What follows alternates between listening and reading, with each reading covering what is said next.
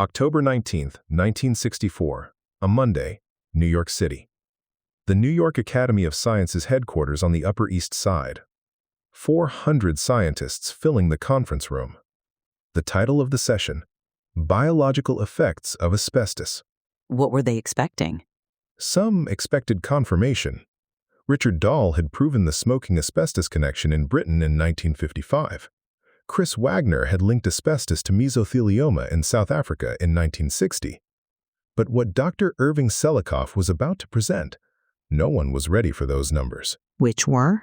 1,522 insulation workers, 1,117 examined, 392 with 20 years or more of exposure. And of those 392, 339 showed X-ray evidence of asbestosis. That's 86%. 86%. Nearly 9 out of 10 workers had visible lung disease. Half of those cases were moderate or extensive. That was the clinical study. Who's already sick? And the dead? A separate mortality study, same research team, different cohort, had been tracking 632 of them since 1943. By 1964, 307 of them were dead. Lung cancer at more than 7 times the expected rate, and mesothelioma, a cancer so rare that some pathologists doubted it existed. 10 cases among those 307 deaths. The researchers called it an extraordinary high incidence for a tumor generally so rare. So the room knew the industry was finished. Except it wasn't, because 2 months earlier, Congress had passed the Gulf of Tonkin Resolution, and for the next decade, the same companies that received this proof would supply asbestos to the United States military with full knowledge of what they were selling. Episode 30, Selikoff's Warning. The opening chapter of Arc 7, The Truth Emerges. When the science finally caught up and the industry kept running. Before we go further, let's remember how we got here. Arc 6 was called Burying the Bodies. We covered the largest industrial mass exposure event in human history. The World War II shipyards. Episode 27. The Navy classified asbestos as a strategic material in 1939. By December 1943, 1.7 million Americans were building ships, working in dust so thick they couldn't see their hands in front of their faces. Episode 26. The shipyards never slept. 3 shifts around the clock. Fire pitters, boiler makers, welders wearing protective gear made of asbestos. Episode 27. The Women. 13.3% of the workforce. And then when they went home, their husbands' work clothes. Take-home exposure. Wives dying of the same cancers. Episode 28. The Betrayal. The war ended, production didn't. Between 1945 and 1955, asbestos consumption increased 107%. And Episode 29, The Reckoning. Veterans are 30% of all mesothelioma diagnoses today. Navy veterans 6.47 times more likely to die from mesothelioma than the general population. The workers Selikoff studied in 1964, they'd started employment by 1943 or earlier. They were the shipyard generation. Arc 7. Walk me through it. 5 chapters, 15 years, 1963 to 1978. From the beginning. Episode 30, this one, The Man Who Broke the Silence and the conference where the proof finally went public. 400 scientists in a room, numbers so devastating that the industry immediately moved to suppress press coverage. Which we'll cover. Episode 31, The Conference That Changed Everything. What Selikoff actually presented, the data tables, the pathology slides, the methodology that made the findings bulletproof. And what followed? ATI warning letters, suppressed press releases, protests and threats, their words from their own minutes. While the exposure continued. Episode 32, Every Ship, Every Base. 3.4 million Americans in the Vietnam theater. What that exposure actually looked like. Engine rooms, aircraft brakes, barracks insulation, CB construction battalions. And then who bore the worst of it? Episode 33, Project 100,000. 354,000 men who'd previously failed military standards, disproportionately Black and Hispanic, assigned to the highest exposure jobs. Agent Orange got the headlines. Asbestos affected more service members. Episode 34. The asbestos papers, the documents, how they surfaced, the discovery process that turned internal corporate memos into courtroom exhibits and made the cover-up undeniable because the paper trail was in the plaintiff's hands. Proof in 1964, documents public 1978. The arc isn't just about truth emerging, it's about how long the gap lasted between the truth existing and the truth mattering. This episode is brought to you by Danziger and Diano, 30 years of turning corporate records into family justice. Dandel.com. Let me tell you about a doctor who shouldn't have been there. Irving Selikoff was born January 15, 1915, in Brooklyn, New York. Jewish family, early 20th century America.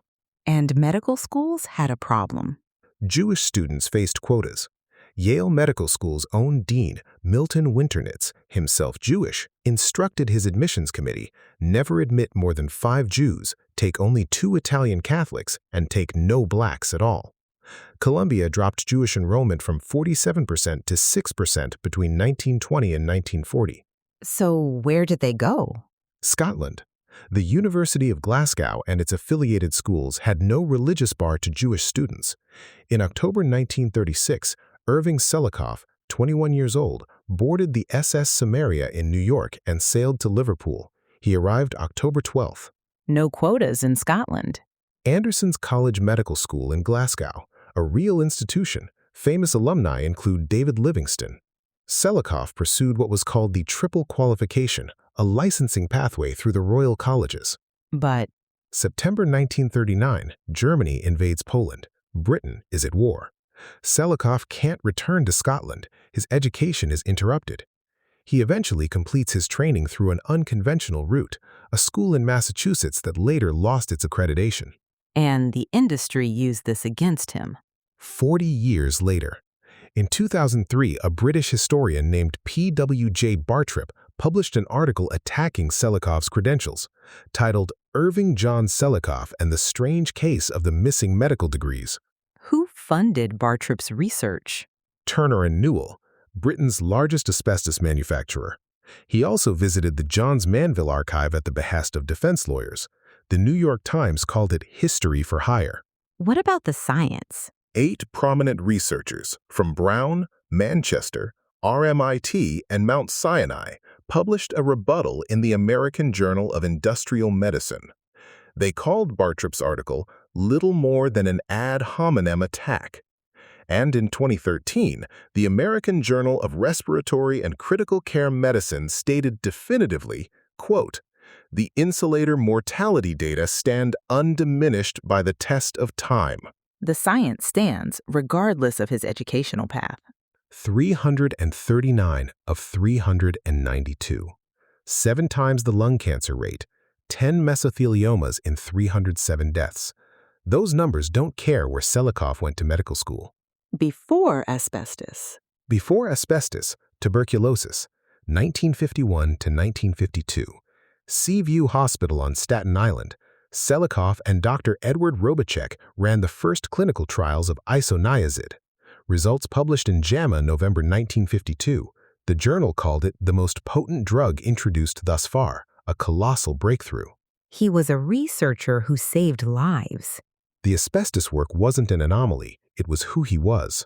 So how did he get to asbestos workers? According to widely repeated accounts, a Paterson, New Jersey attorney named Carl Gelman brought asbestos workers to Selikoff's attention in the early 1950s. Gelman specialized in workers' compensation cases. What do we know for certain? Selikoff opened his practice at 707 Broadway in Paterson, near the UNARCO plant, Union Asbestos and Rubber Company. The Asbestos Workers Union asked him to add their members to his practice. And what can't we verify? The specific numbers. Some accounts say Gelman retained Selikoff to examine 17 workers and 15 died within a few years. We couldn't trace that claim to primary documentation. So what do we say? Something happened in Paterson in the early 1950s that alarmed Selikoff enough to launch a 20-year investigation.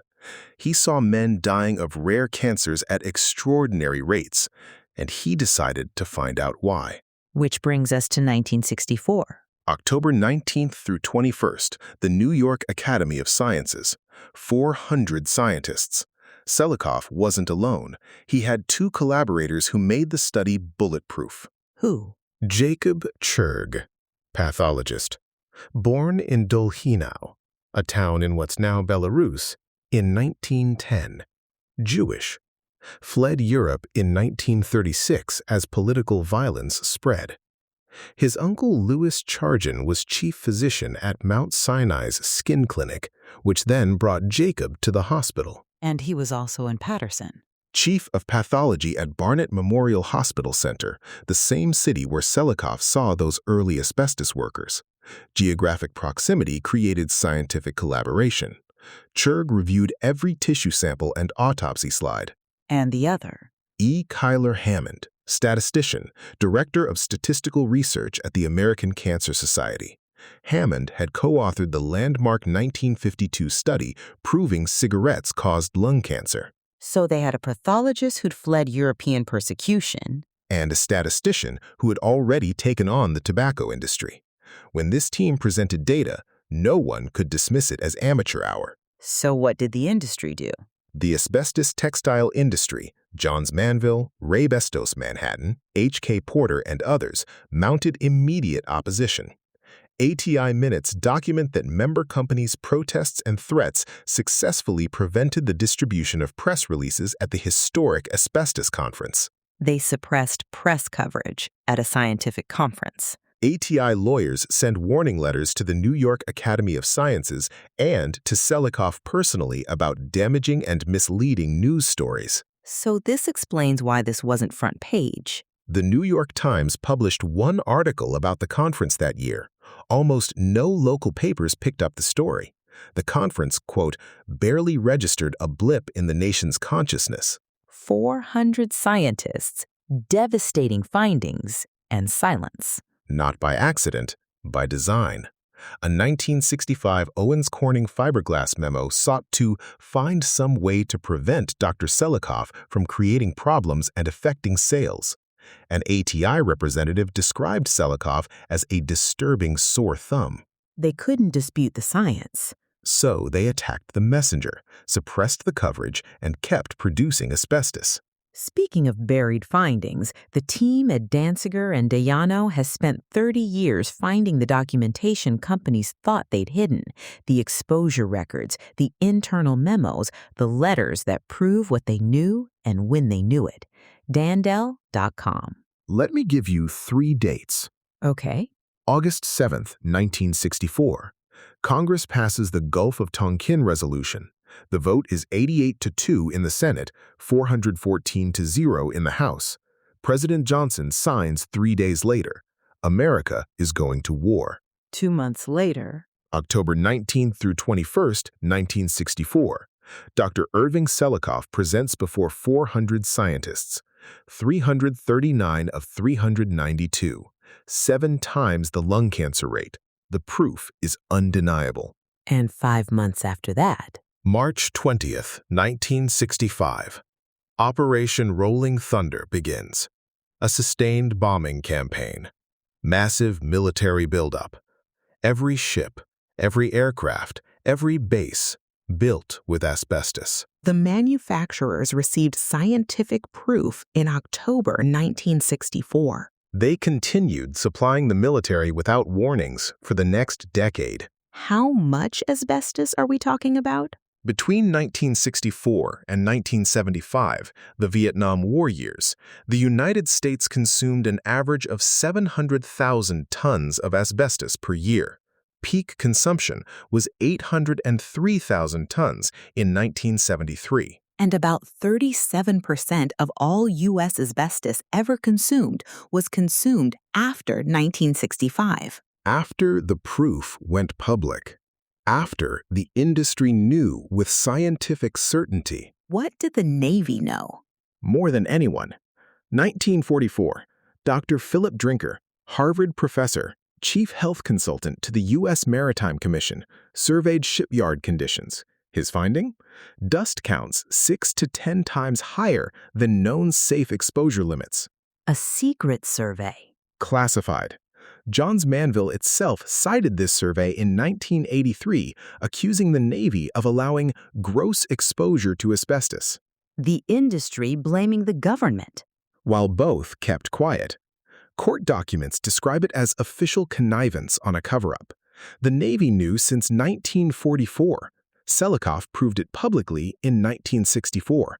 And between 1964 and 1975, the military consumed 700,000 tons per year. The average mesothelioma latency? 20 to 50 years. For shipyard workers specifically, 49.4 years. Add 49 years to 1968, peak Vietnam deployment, and you get 2017. Add it to 1973, the war's end, and you get 2022. We're still right around the peak mortality window. The veterans who survived the war, survived the homecoming, survived decades of normal life, are dying now from fibers inhaled 50 years ago on ships supplied by companies who had received Selikoff's proof in October 1964. What happened after the conference? OSHA didn't exist yet, wouldn't until 1970. When they finally set standards, 12 fibers per cubic centimeter in 1971, down to 5, then 2 in 1976, then 0.2 in 1986. Today's standard, 0.1, a 99% reduction in 23 years. And a full ban? 2024. The EPA ban. 60 years after Selikoff's warning. Selikoff himself. Continued research through the 1990s. Died May 20th, 1992, 77 years old. Mount Sinai renamed the facility in his honor, the Father of Occupational Medicine. Rod Diano used to work for Jones Day, one of the largest law firms in the world. Defending corporations. In product liability cases. 4 years learning exactly how companies protect themselves, the arguments, the strategies, the ways they make evidence disappear. And then he walked away. He wanted to direct his energy and talents towards helping people in significant need of representation. Princeton undergrad, UT Law with honors, corporate defense training. Turned against the corporations. Over $1 billion recovered later, he calls it the best decision of his career. Rod Diano and Paul Danziger founded Danziger and Diano in 1995. 30 years of mesothelioma litigation, nearly $2 billion recovered for over 1,000 families. And they're still fighting, because the veterans are still dying, because 30% of mesothelioma cases are veterans. Dandell.com. That's DANDELL.com. The firm that knows exactly how the other side thinks. Next episode. The conference that changed everything. What Selikoff actually presented, October 19th through 21st, 1964. The data tables, the pathology slides, the methodology that made the findings bulletproof. And what happened after? The Asbestos Textile Institute moved within weeks. Warning letters, suppressed press releases, protests, and threats, their words from their own minutes. That's episode 31. The proof on the record and the machinery working to bury it. Asbestos, a conspiracy 4,500 years in the making, is produced by Danziger and Diano, a national mesothelioma law firm. For over 30 years, they've represented families affected by asbestos exposure. If you or someone you love has been diagnosed, visit Dandell.com. That's DANDELL.com. Over $2 billion recovered, over 1,000 families helped. The consultation is free. See you next week. You know what gets me about the timing? The 2 months? August to October. Tonkin to the conference. 2 months. That's not even a semester. And the people making decisions, the executives, the procurement officers, they're reading the same newspapers. Congress authorizes war, page 1. Asbestos causes cancer, page 24. If they even ran it. One article. The New York Times ran one article. 400 scientists in a room. Devastating findings, one article. And they suppressed even that. Protests and threats from the ATI minutes. Successfully prevented the distribution of press releases. At a scientific conference. At a scientific conference. Bold strategy. It worked for decades. Until it didn't. Until Motley found the Simpson papers, until the documents surfaced, until we're sitting here doing a podcast about it. 60 years later. The long game. The very long game.